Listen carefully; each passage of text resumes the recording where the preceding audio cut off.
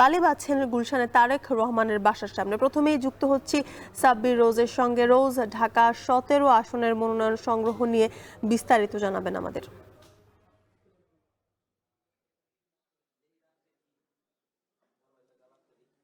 জ্যোতিকা, আপনি যেমনটি বলছিলেন, আমরা আছি ঢাকা বিভাগীয় কমিশনারের কার্যালয়ে। ঠিক কিছুক্ষণ আগে, ঠিক 5 মিনিট আগে বিএনপি চেয়ারপারসনের একান্ত সচিব ABM সাত্তার, তিনি আসলে বিএনপির ভারপ্রাপ্ত চেয়ারম্যান তারেক রহমানের পক্ষ থেকে মনোনয়ন ফর্ম তুলেছেন এবং আমরা দেখেছি যে চিফ রিটার্নিং কর্মকর্তা বিভাগীয় কমিশনার শফিরউদ্দিন আহমেদ, তিনি সেই ফর্মটি হস্তান্তর করেছেন সব প্রক্রিয়া সম্পন্ন করে। তো বিএনপির ভারপ্রাপ্ত চেয়ারম্যান বগুড়া 6-এর পাশাপাশি ঢাকা 17 থেকে বিএনপির হয়ে লড়বেন ত্রয়োদশ জাতীয় সংসদ নির্বাচনে এবং সেই প্রক্রিয়া থেকেই কিন্তু আজ এই ঢাকা 17 আসনের মনোনয়ন ফর্ম তোলা হলো তার পক্ষ থেকে। বিএনপি চেয়ারপারসন একান্ত সচিব ABM সাত্তার যেটি তুলেছেন। আপনি জানেন যে মূলত এই ফর্ম তোলার যে প্রক্রিয়াটি রয়েছে সেটিতে প্রার্থী নিজে না আসলেও তার পক্ষ থেকে প্রতিনিধি আসতে পারেন এবং এই ফর্ম তোলার শেষ দিন এবং জমা দেওয়ার শেষ দিন কিন্তু কাল। এবং এই ফর্মের ভিত্তিতে যদি আপিল করারও একটি তারিখ রয়েছে, সেটি হচ্ছে যে 5 থেকে 9 জানুয়ারি। আপনি জানেন যে ঢাকা বিভাগীয় কমিশনারের এই কার্যালয় থেকে মূলত ঢাকার 20টি আসনের মধ্যে 13টি আসনের মনোনয়ন ফর্ম দেওয়া হয় এবং সেখানে রয়েছে ঢাকা 4 থেকে 8 আসন, ঢাকা 14 আসন, ঢাকা 17 আসন, ঢাকা 16 আসন এবং ঢাকা 18 আসন। এই মোট 13টি আসনের মনোনয়ন ফর্ম কিন্তু এখান থেকে দেওয়া হয়। তো আজ মূলত বিএনপি চেয়ারপারসন এর একান্ত সচিব ABM সাত্তার যে ফর্মটি নিলেন সেটি ঢাকা 17 আসনের বিএনপির ভারপ্রাপ্ত চেয়ারম্যান তারেক রহমানের জন্য এবং ঢাকা 17 থেকে তিনি এবার ত্রয়োদশ জাতীয় সংসদ নির্বাচনে বিএনপির হয়ে ভোটে লড়ছেন। এবং আপনি জানেন এর আগে বিএনপি ঢাকা 17 আসন যদিও ব্যারিস্টার আন্দালিব রহমান পার্থকে ছেড়ে দিয়েছিল, কিন্তু এখন যেটি আমরা তথ্য পেয়েছি যে আন্দালিব রহমান পার্থকে ভোলা 1 আসনটি দেওয়া হয়েছে এবং ঢাকা 17 থেকে বিএনপির ভারপ্রাপ্ত চেয়ারম্যান তারেক রহমান নিজেই লড়ছেন। তো জ্যোতি, মূলত এই ছিল এখান থেকে আমার কাছে সর্বশেষ।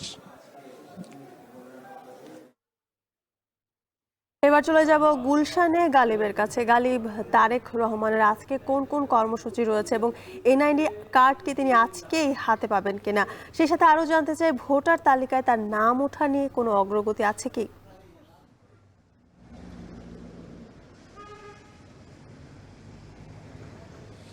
জ্যোতিকা, এখন পর্যন্ত আমরা যতটুকু জানতে পেরেছি যে গতকালকেই যখন তিনি নির্বাচন কমিশনে জাতীয় পরিচয়পত্রের জন্য যে আনুষ্ঠানিকতা সেটি তিনি সম্পন্ন করেন এবং তারপরেই 4 ঘন্টার মধ্যেই তার কিন্তু জাতীয় যে পরিচয়পত্র সেটি প্রস্তুত হয়ে গেছে।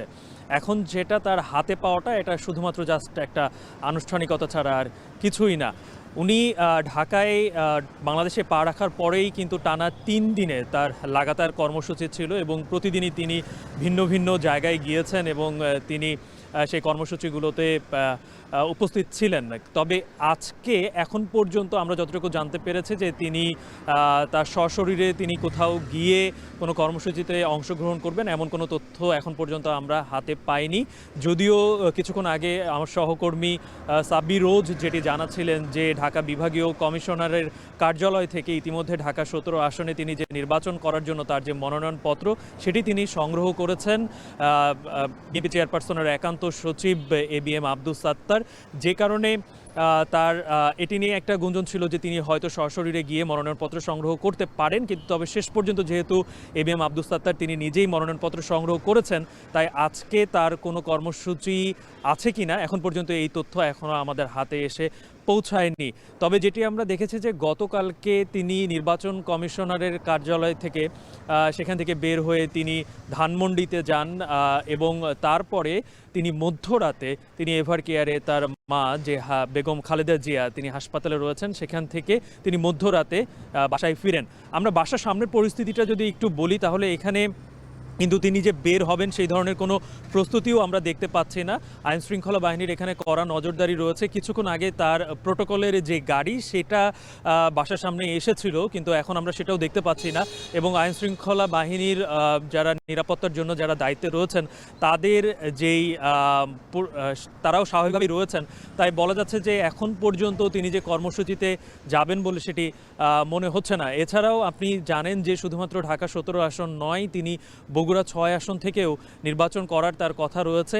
তাই সশরীরে যেহেতু তিনি মনোনয়নপত্র বগুড়া ঢাকা থেকে অনেক দূরে, আগামীকালকে যেহেতু মনোনয়নপত্র সংগ্রহ এবং জমাদানের শেষ দিন, তাই এই ব্যাপারটিও যে ঘটবে সেটিও মনে হচ্ছে না। তবে যেটি আমরা ধারণা করতে পারি যে তিনি হয়তো আজকে তার মা বেগম খালেদা জিয়াকে দেখতে এভার কেয়ার হাসপাতালে তিনি যেতে পারেন, এই ধরনের তথ্য রয়েছে। আরেকটি বিষয় যেটি হচ্ছে বলে রাখা ভালো যে টানা 3 দিনের কর্মসূচিতে তিনি ঢাকার বিভিন্ন জায়গায়, তিনি যেরকম ঢাকার বাইরেও গিয়েছিলেন, সাভারে গিয়েছিলেন স্মৃতিসৌধে শ্রদ্ধা জানাতে, সব কিছু মিলিয়ে যে শারীরিক একটা ক্লান্তি সেটিও কিন্তু রয়েছে। তারপরেও আরেকটি বিষয় রয়েছে, সেটি হচ্ছে এখন যেহেতু নির্বাচনী প্রচারণা সম্পূর্ণ নিষিদ্ধ এবং এখানে আচরণবিধিরও কিছু বিষয় রয়েছে, তাই সব কিছু বিবেচনা করেই আসলে তারেক রহমানের যে কোনো কর্মসূচি হোক সেটি রাখতে হচ্ছে। তবে যে কোনো নতুন যদি কোনো তথ্য থাকে অবশ্যই আপনাকে জানানোর চেষ্টা করব। তবে তারেক রহমানের বাসার সামনে থেকে জ্যোতিকা, এই ছিল আমার কাছ থেকে সর্বশেষ। সেগুনবাগিচা এবং গুলশান থেকে যুক্ত ছিলেন সহকর্মীরা, জানাছিলেন সেখানকার সবশেষ খবরাখবর।